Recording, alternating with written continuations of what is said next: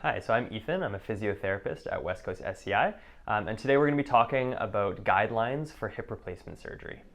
Okay, so before we get into the exercises and the specific exercises for the surgery, I want to talk a little bit about what to do to prep before your surgery happens. So doing regular exercise before the surgery can have a really positive impact on not only your well-being before the surgery, but also your results afterwards and how well you recover from it. So some of the really important benefits that come with this regular exercise is keeping the movement in your hip, making your muscles nice and strong, again, so you're a little bit stronger and more resilient for after the surgery. It can help control your pain, and it can also build your knowledge of how to exercise after the surgery, again, so you're a little bit more prepared. It can also help reduce your body weight and improve your sleep as well. So some other things to keep in mind as you're getting ready for your surgery is it's important to do activities that put a little bit less stress on your hip. So these can look like things like swimming, water walking, water aerobics, cycling, and walking with or without poles. Some other things to keep in mind is that it's important to warm up before doing any strengthening or stretching exercises, just to make sure everything's nice and loose before you start. So doing things like going for a 5 to 10 minute walk or bike ride can be really good, or stationary biking. And to help keep that pain under control in the meantime as well, we can make sure that we rest our joints for short, frequent times kind of throughout the day. We can also make sure that we're thinking about pacing ourselves and using a walking aid such as a cane, walking poles, or a walker. Okay, so now after surgery, there's some other guidelines that we're going to kind of talk about next. So first of all, exercise after your surgery is really important and will help you recover and regain that movement and strength in your hip to get you back to where you want to be. So exercise can also help to reduce swelling, prevent blood clots, control pain, prevent constipation, improve sleep, improve balance, and also increase activity tolerance. All right, so after your total hip replacement, we also have these things called hip precautions that we really have to listen to and pay attention to. So basically they're guidelines on what movements we want to avoid while everything heals to avoid any problems arising. Now these can depend a little bit depending on the surgeon that does your surgery, so always listen to their advice, but this is kind of what you can expect. These are 3 really common ones that you'll often see. So the first one, and these are things that you should try and avoid for 3 months, okay? The first one is going to be lifting your leg above 90 degrees. So you can see the angle that I'm at right now as I'm sitting is about 90 degrees to my body. What we want to avoid is this leg ever coming up past 90 degrees. So that can be while you're sitting, lifting your knee up, we want to avoid that, or while you're laying down, bringing your knee up, anything like that. We never want it to get past 90 degrees. The second one is going to be crossing your legs. So another thing we're really going to avoid is doing any sort of crossed leg motions like this. Okay, and the third one is going to be twisting motions. So in sitting as well, twisting back and forth like this with the leg, but in standing, we want to avoid twisting like this to reach for something, or any types of twisting motions that's going to put a little bit more torque through the hip, again, until it's fully healed. Hi, Gabe here. Today I'll be reviewing the first 3 weeks after a total hip replacement surgery.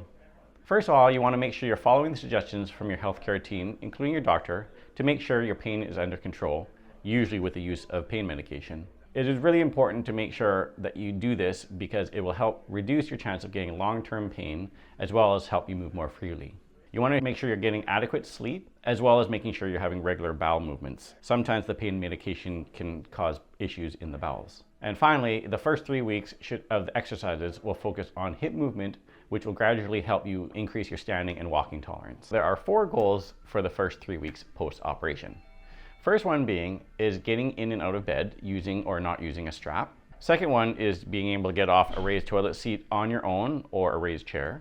Third one is walking around your house with a walker, cane, or crutches. And finally is using the stairs safely by yourself using a cane or crutches. So this exercise is called foot and ankle pumps. So you'll need a bed or a couch, something to lay flat on. I have some pillows here. You may or may not need them. The pillows help give you a bit more clearance. So that's why I'm going to be using them today. If you don't have them, not the end of the world. So we're going to start by lying flat on the bed with your leg up on these pillows as I have them. Your foot's going to be clear of the pillow. And what you're going to do is pull your toes up to your nose all the way as far as you can, and then point them down away from you as far as you can. So it's kind of like pushing on the gas pedal and then pulling up as far as you can, toes to nose.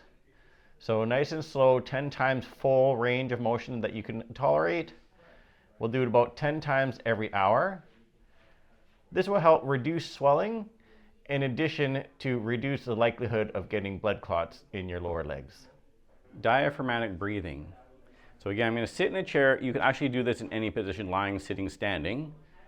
I'm going to engage through my core muscles. I usually like to put my hands on my rib cage to feel expansion happening. So what I will do is breathe in through my nose like I'm smelling the roses, feeling the expansion happening between my rib cage. Hold for a second or two, and then blow out my lips like I'm blowing up birthday candles. So again, engage through the core, breathe in through the nose like you're smelling roses. Feeling the expansion happening in my rib cage, holding a moment or two, and then blowing out like I'm blowing out the birthday candles. Slow and steady breathing. You don't want to breathe too fast, otherwise you'll hyperventilate and feel lightheaded. I'll try about 6 breaths and try to do that once an hour.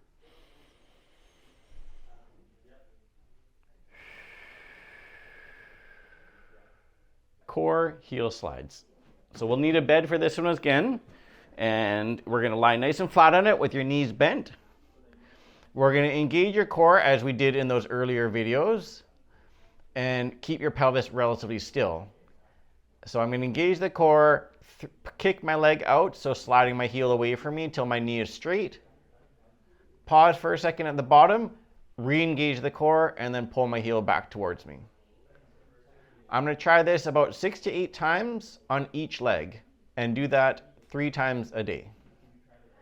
If you're having a lot of pain, you could try decreasing the amount of movement you're getting in your leg, decreasing the amount of repetitions, or even decreasing the frequency of how much you're doing it per day. Lying buttock squeezes. So again, I'm going to use a bed or a couch, lying down on my back, legs straight. Basically, I'm going to squeeze my buttocks as if I'm holding a pencil between my buttocks. And I'm going to squeeze that, hold for 6 seconds. 1, 2, 3, 4, 5, 6, and then slowly relax. So I'm going to try to repeat this 6 to 8 times and try to do it 3 times a day. So squeezing the pencil between the buttocks, 6 seconds, 5, 4, 3, 2, 1, and relax. And repeat away 3 times a day. Sitting buttock squeezes. So I'm going to find a nice solid chair and have my cushion to make sure I'm maintaining that 90-degree or larger bend in my hip. I'm going to sit on my hands, and what I will do is turn my core on, so engage the core, squeeze the buttocks, and as I do so, I'm going to feel myself lifting slightly off those buttock bones as well as my fingers like I'm sitting on a hot leather couch. Hold 6 seconds and then slowly relax. So again, turn on the core, squeeze the buttock muscles, feeling the engagement happening under my fingers, holding 6 seconds, and slowly release. So I will repeat this about 6 to 8 times and try to do that 3 times a day. Knee straightening. So I'm going to use a bed or a couch where I can prop myself up, and then also a pillow. So key with this one is to make sure that you're maintaining greater than 90 degrees bend in the knee and the hip, in the hip. So again, greater than 90 degrees in the hip, placing a pillow underneath my thigh. I'm going to engage the core again, and as I'm doing so, I'm going to tighten the thigh, pull my toes through your nose, hold that a second or two, and then slowly let that drop back down. Again, I'm going to re-engage the core, straightening the knee by tightening the thigh, pulling toes to nose, and then slowly back down. So I'm going to try this about 6 to 8 times on each leg and do that 3 times a day. Leg slide out. This exercise in particular, you want to make sure you discuss with your physiotherapist or surgeon prior to doing this, because some surgeries limit your ability to slide out to the side. We're going to need a bed or a couch for this one, lying on your back. One knee bent, one knee straight, engaging through the core. I'm going to slide my heel out to the side like a snow angel, maintaining the knee cap and the toe pointing up to the ceiling. Re-engage the core and then slide back. So again, engage the core, snow angel out to the side, keeping my heel contacting the bed, kneecap, toe pointing up. Pause for a moment, re-engage the core, and then slide back towards the other leg. You're going to repeat this 6 to 8 times on each leg and do that 3 times a day. Hip stretches. So again, I'm going to have a bed or a couch to lie on and a towel. I'm going to lie down on my back with my knees bent, engage through my core, and as I do so, I'm going to wrap the towel underneath my thigh towards my knee. Using my arms, I'm going to pull that leg up, making sure I'm maintaining 90 degrees or greater in my hip. As I do so, I'm going to engage the core, slide my opposite leg out, trying to make sure I'm not arching my back as I do so. Hold about 30 seconds, re-engage my core, pull the other leg bent again, and then rest. I'm going to repeat that on both legs and do that 3 times a day. Engage the core, hold that 30 seconds, re-engage my core, and I'm going to reset. Seated hamstring stretch. So I'm going to use a chair with my cushion and have some pillows for between my knees. So I'm going to sit nice and tall, engage through my core. I'm going to kick that leg out straight, one at a time, hold 10 seconds, and then slowly release. So again, engage the core, kick the leg out, hold 10 seconds, and slowly release. I'm going to do that 3 to 4 times per leg and try to do that 3 times a day. Standing calf stretch. I'll be standing beside a countertop or kitchen sink, something nice and sturdy to hold on to. I'm also going to have a book about 7 or 8 centimeters thick to place my foot on. So I'll start by placing my forefoot or the ball of my foot on the book. My other foot will be nice and close beside it. I'm going to engage my core, engage my buttocks. I'm going to lower that heel down to the ground and try to keep that knee as straight as possible. And while at the same time, I'm going to slightly bring my hips forward till I feel that stretch in the lower leg or the lower calf. Hold about 30 seconds and then repeat on both legs once a day. Hip lift or bridge. We're going to use a bed or a couch for this one so you can lay nice and flat, and a pillow or towel. I'm going to lay on my back with my knees bent, feet on the floor or in the bed, and pillow between my knees so I'm not able to cross my legs. What I'm going to do is engage the core, have my hands on the bed here beside me, and squeeze my buttocks in order to lift up into the air and try to form a bridge underneath me here. Hold for a moment or two. Re-engage through my core and slowly lower back down. We're going to try to do this anywhere from 8 to 15 repetitions and repeat it 3 times a week. So not necessarily to do this every day, but trying to slowly increase those repetitions till you can get 15 or more.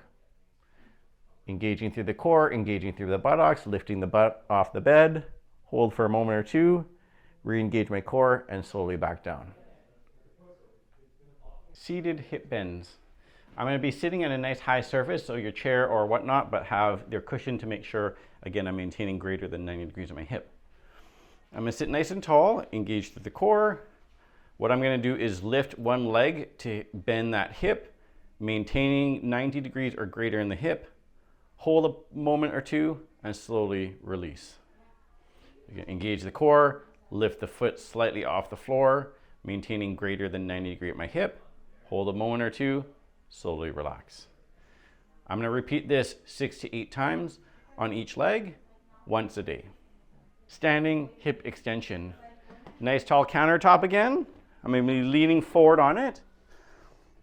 I'll start by standing on my non-surgical leg, and then my surgical leg will be the one I'm kicking back. I'm going to engage through my core, and as I do so, I'm going to kick that surgical leg straight out behind me, leading with the heel. I'm going to hold it a beat or two and then slowly back down. I'm going to try this 8 to 15 times, 2 to 3 times a week. I don't suggest initially trying this on this opposite side. So for example, standing on your surgical leg might be a little bit difficult or painful initially. So that's something you will want to work towards over the course of time to stand on the surgical leg. That actually could take several weeks. Knee bend in standing. Again, I'm at my nice countertop here, kitchen sink, holding on firmly with my hands. Surgical leg is the one that's going to be moving. Again, I'm going to tighten through the core, tighten through the buttocks, and I'm going to try to bend my knee, pulling the heel towards me. With this, I'm trying to keep my knees flush or parallel to each other in the front, hold a second or two, and then back down. So again, surgical leg is the one moving, bending the knee, pulling the heel towards me, keeping those knees flush in the front, repeating 8 to 15 times, and doing this 3 times a week. I wouldn't suggest doing it on the surgical leg where you're standing on it quite yet. That may take several weeks. Standing weight shift side to side. You can use a counter or you can use the back of a chair. I'll use the back of a chair for this example. I'll stand nice and tall with my feet about shoulder width apart. And what I'm going to do is lean more over to one side. So my right side, for example, I'm thinking about engaging my core, squeezing the buttock, and taking all the weight through that one surgical leg, holding a few seconds, and then I'm going to shift away from that leg onto the opposite side, taking the majority of the weight through my buttock and that single leg, holding a few seconds, and then going back and forth. I'll try to repeat back and forth 6 to 8 times and do that 3 times a week. Weight shift forward and backwards. So I'm going to start by placing one foot in front of the other. Again, you're not going to cross your legs in front of the other, so you want to make sure your feet are in a position that they're not crossing each other. What I'm going to do is slowly shift my weight towards the front of the ball of my front foot, hold a moment or two, and then slowly shift my weight to the heel of the back foot. While I'm doing this, I'm also thinking about engaging through my core and squeezing through my buttocks. I'm going to rock back and forth about 6 to 8 times, and then I'm going to switch my legs around. Repeat one more time, 6 to 8 times, rocking forward, rocking back. And then I'm going to try to do that 3 times a week.